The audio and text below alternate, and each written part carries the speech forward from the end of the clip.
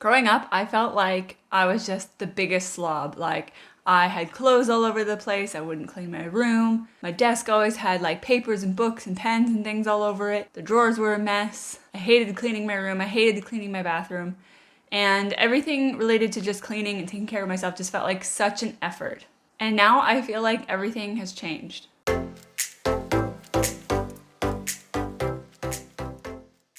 Hi everyone, welcome back to my channel. My name's Nicole and this channel is all about health, wellness, and designing your dream life. In today's video, I'm going to be talking about how I stopped being a lazy slob. Okay, so I'm going to break this video down into 4 different sections. So they are the 4 different phases of my life. So the first phase was like when I was living at home, I was a kid living with my parents. The second phase was when I moved out on my own and started living with roommates while I was in undergrad. This was while I was living in Canada. The third phase was when I moved to Australia, so this was when I was around 23 and started living with roommates in Australia. And then the fourth phase is basically where I'm at now, since I've lived by myself and living with my boyfriend. So these 4 phases kind of show how I've gradually gone from being really messy, really lazy, bit of a slob, to where I am now, where I feel like I'm actually a pretty clean and tidy person. And I found different strategies over the years, over those 4 phases, that have helped me to become the person that I am now in being more productive, being more clean and tidy. All right, so let's dive in. So when I was growing up, obviously I was living at home with my parents. And while if my parents asked me to do something, most of the time I would get up and do it. But there was always this sort of underlying feeling that if I left something long enough, that my mom would end up doing it for me. And I didn't necessarily do that intentionally, like, oh, I'll just let my mom do it. It was more just that she had a lower threshold than I did for cleanliness. So I would let something sit there for a certain amount of time where she would get fed up in less time and just get up and do it herself. So like if she asked me to get up and empty the dishwasher, in my mind I was like, yeah, I'll get up and do it eventually, with full intention of doing it at some point. But before that could happen, before I could actually get up and feel like I needed to do it, she would just get fed up and go and do it herself. So I feel like unintentionally there was this idea that my parents were always there and they would clean up after me, so I didn't really need to. And again, I didn't really do that on purpose. It was just sort of, if there was something that needed to be done, 9 times out of 10, mom would get it done and I wouldn't really need to do it. And so that's really important to see how things have shifted since growing up, is that when I went to my phase 2 and I moved out on my own, there wasn't anybody who was going to pick up after me. I had to take responsibility for that. And in fact, if I didn't pick up after myself, I would anger my roommates. So in phase 2, this is where I started to take more ownership. Like I knew I had to get these things done eventually, and nobody else was going to do it for me. So if I didn't wash my dishes, they were just going to sit in the sink until I eventually got up and did them. And again, this is sort of the phase where I had to take ownership, I had to take responsibility and get it done eventually, but I still could leave the dishes in the sink for a week and not hear too much about it. So there wasn't really a huge motivation for me to get up and do things. Now, this all changed in phase 3 when I moved to Australia and was living with different roommates. My level of tolerance for how messy things could get changed. So I had a lower tolerance, which meant that if things were even just a little bit messy, I felt like I needed to get something done. Whereas the people I was living with, there was nothing wrong with the way that they kept the house clean or anything like that. It was just that they would let it get messier than I was content with. So I sort of became my mom in that scenario where I felt like I needed to do everything, otherwise it wouldn't get done. And now in phase 4 of my life, I'm the only one that can really do it. It's either going to be me or my boyfriend that has to get it done. So we take ownership and, we take turns doing things now. So it has to get done one way or another. Okay, so that just gives you a brief overview of how things have changed for me over those 4 phases. But I'm going to get into some specific tips and tricks and things that I've realized have helped me over the years to make those shifts and to just get things done. Okay, so I'm not really going to do this in any particular order. It's just going to be the way that I've written them down here or just what pops into my head. So the very first thing is that everything in your house needs to have a home. And then another tip related to this is that I often had more things than I had places to put them. And that's why things got messy. If all of my drawers and my closet space was full, then the clothes would end up on the floor. The more full my drawers got, the messier that they got, because things would just get really jumbled up in the drawers. Whereas if I had fewer items, the drawers wouldn't get as full, which meant they wouldn't get as messy, and it was easier to put things back because I knew exactly where they belonged. I think Marie Kondo talks about this in her book, The Life-Changing Magic of Tidying Up. Everything in your house needs to have a home. So if you have too many things and not enough places to put them, then all of your items can't have a home, which means that they just get shuffled around or left in a pile somewhere, and that's when things get really messy. A way that I found that helps with this is having more organizers and storage cubes for things. So let's take my dresser drawers, for example. I would often have like my socks and my underwears and my bra all in one drawer, and things would just get really jumbled up. But what I do now is I have separate organizers within my drawer, so little cubes in each drawer that separate those three things. So I know that my socks go in this one, my underwear goes in this one, and my bras go in this one, so that things don't get jumbled up. And it's easier to find what you're looking for, and you don't need to shuffle things around as often. And I only keep what will fit inside those little cubes. So let's say I had more socks than would fit in that cube. Of course it's gonna get messy because I don't have anywhere to put my socks. So I make sure that I only buy as much as can fit in that space. So when some of my socks get worn out and I need to buy new ones, I'll replace those with new ones, and making sure that they only fit inside that space. Another good example of this is my bathroom counter. So other places that I've lived, I've always had drawers that I can put things in, but in this house, I don't have a drawer. So right now I bought a organizer that sits on my bathroom counter. So everything that I would use on a daily basis sits in that organizer. So when it comes for time for me to clean the counters, I just have to lift that entire organizer off, put it on the floor, and wipe the counter. I'm lifting one thing instead of cleaning off the 20 different items that are in the organizer. And that makes things so much easier. And again, I only buy what I have space for. So whatever fits in the organizer can stay there. But if I buy too many things, they don't fit, and then they don't have a place, and then they get left out. So I make sure that I only buy what will fit in that organizer. The other part of this is minimizing the amount of things that you have to move around. So like what I said with the organizer, it's just one thing that I have to lift up to clean the counter, which makes cleaning the counter so much easier. And this is the same thing with like the shelves in our living room. When I was growing up, we had so many different knickknacks that would just sit on the shelves that I would have to lift like 20 different things to clean and dust the shelves. And I hated doing that. So I try to minimize and eliminate how many knickknacks and things that I have on any given surface. Even like your kitchen counter, if you've got 20 different things on your kitchen counter, you have to lift 20 different things to clean that counter. So I try to limit the amount of things that I have on any surface.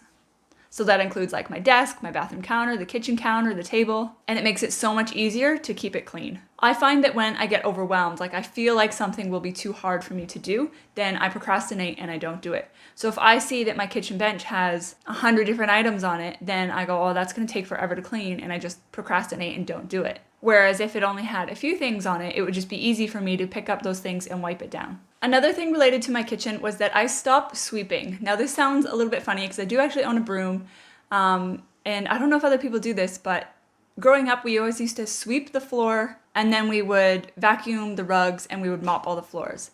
Whereas now I use the same vacuum to do my tiled floors and my carpeted floors. And I just find that that's so much easier. I do the entire house in one go. And the only time I would use the broom is if we're in the kitchen and we're making something and we make a huge mess, and I just clean it up really quickly. The next thing is I grew to learn more about the way that I like to do things. So growing up, if we had freshly washed clothes that needed putting away, I had most of my clothes that were needed to be folded and put into the dresser, and then some of it would go and be hung up in the closet. I found that hanging up clothes for me was really, really painful to do. Like I just hated hanging up clothes. Now what I've done is only my really delicate or special items will get hung up, like dresses and nice tops, and then everything else gets rolled. I roll my clothes now and put them into drawers, or like I've got this cube storage thing. And I find it so much easier to just roll my clothes up and put them away rather than taking time to find a hanger, put it on the hanger, and put it back in the closet. One of the tips that I learned in Marie Kondo's book was that anything that was sort of slippery material that wouldn't hold its shape when you fold it should be hung up. I had quite a few tops that were like silky or satiny, so when you folded them, they would just slip and unfold, and then that's what helped to make my drawers really messy. So I started hanging up those items and then left more of my like cotton type items, like t-shirts, and I would fold those instead. One of the major things for me was a mindset shift. So I was really working on my limiting beliefs recently. And one of the ones that came up was that I realized when it came time for me to do something like washing the dishes, I would say in my head, I would have this actual thought, I don't want to do that. I'm just going to go lay on the couch and I'll do it later. And I started catching myself anytime I would have that thought, and I started changing it. I would choose a new thought. So I shifted my mindset. So then when those times came up where I needed to do something, I would say, I'm the type of person that does things at the first opportunity. So whenever it was the first opportunity for me to do the dishes, I would do them because that was the mindset that I had. That was the thought that I had. And I know that this sounds a little bit crazy. And it's like, oh, well, you just chose a different thought, of course. But I'm telling you, this really, really worked. And the more that you do it, the more that you can reinforce that by saying, oh, look, see, I am the type of person that does things at the first opportunity. And sometimes it doesn't work. Sometimes there are days where I'm really tired, I'm exhausted, I'm in a bad mood, and I just go, I'll do it later. And even if I can hear that thought in my brain being like, well, you're the type of person that does things at the first opportunity. Sometimes my brain counters that and says, yeah, not today, you're not. So that's okay. We all have good days, we all have bad days. I'm not saying that I'm perfect and keep my house tidy all of the time. I don't. It's just become a lot easier for me to do. Okay, here are a few that are specific to the kitchen that I feel like I do and I haven't really seen a lot of other people do that I feel like makes things so much easier. So first thing is that I use the bare minimum amount of dishes that I could possibly use. So if I'm cooking a meal, I try to just make it in one pan with one utensil.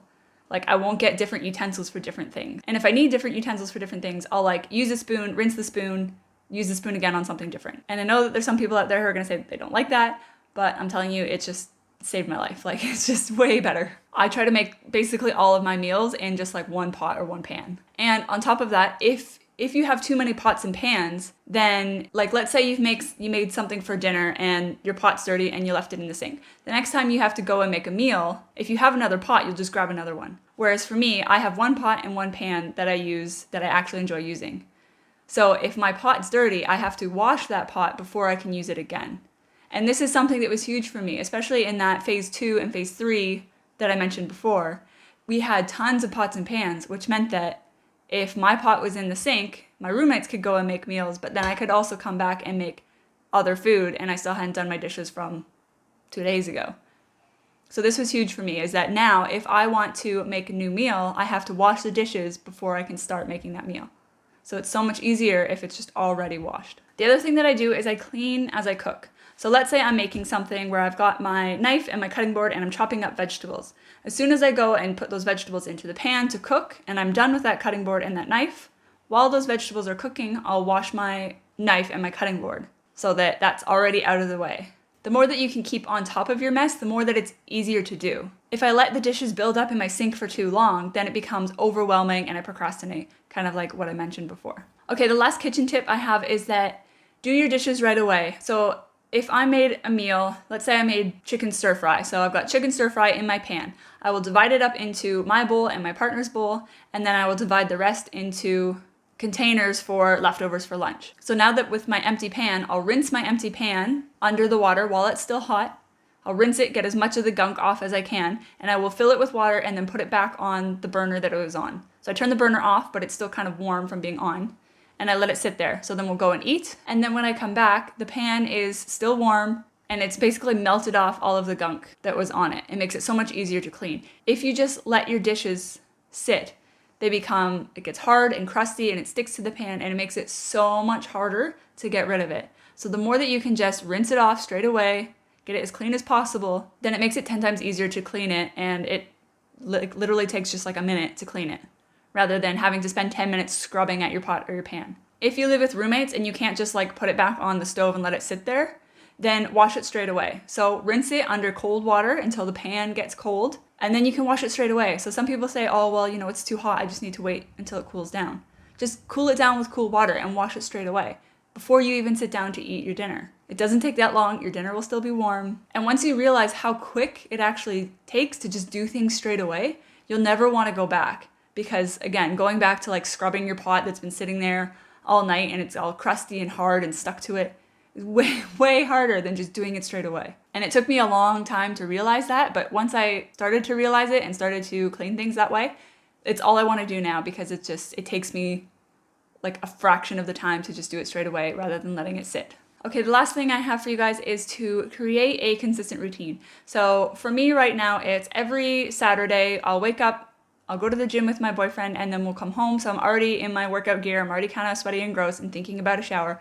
I'll do all of my cleaning then, so I have a consistent routine of what I do. Usually it's the floors and the bathrooms, which don't get done throughout the week, and anything else that needs to get done, and then I will go and have a shower. And it only takes me a couple hours on a Saturday, and I get all of my cleaning done. All right, so that's it for today's video. If you like this video, make sure you give it a thumbs up and hit that subscribe button down below. I'm uploading 2 new videos every single week.